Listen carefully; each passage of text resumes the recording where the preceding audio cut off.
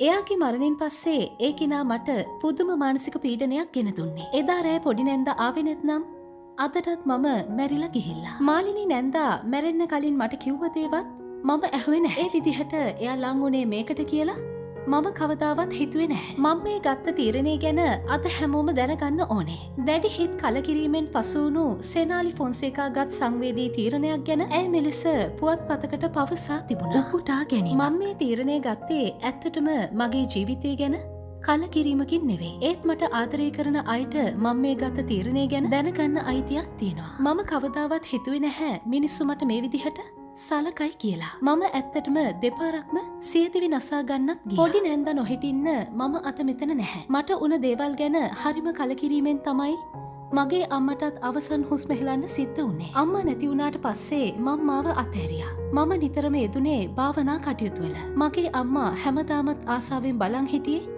මාව මනාලියක් වෙනව බලන්න. පිට මිනිස්සු සමහරක් වෙලාවට පවුලේ අය වගේ අපිට ලං වෙන්නේ අපේ ජීවිත විනාශ කරලම දාන්න කියලා. නැන්දගේ මරණින් පස්සේ සමහරක් මිනිස්සු ගැන අපි තේරුම් ගත්තා. ඒත් මට සමා වෙන්න අම්මේ. මම මේ තීරණය ගන්නකම්ම තනිකඩව ජීවිතේ ගත කළේ සමහරක් මිනිස්සු මට ආදරය කරන මුවාවෙන් මගේ මානසික නිදහස නැත්තටම නැති කරපු නිසයි. අන්තිම කාලේ ලෙඩ රෝග වෙලා මගේ අම්මා විකෘති වෙලා ඉන්නව දකිද්දි මට පැහැදුනා ජීවිතේ කියන්නේ මොකක්ද කියලා. ඉතින් මං තීරණය කළා හැම දෙයකින්ම ඈත් වෙලා කසාවත වැළඳ ගන්න. අම්මත් කොහේ හරි ඉඳන් මට ඒකට ආශිර්වාද කරાવી කියලා මම දන්නවා. උපුටා ගැනීම අවසන්.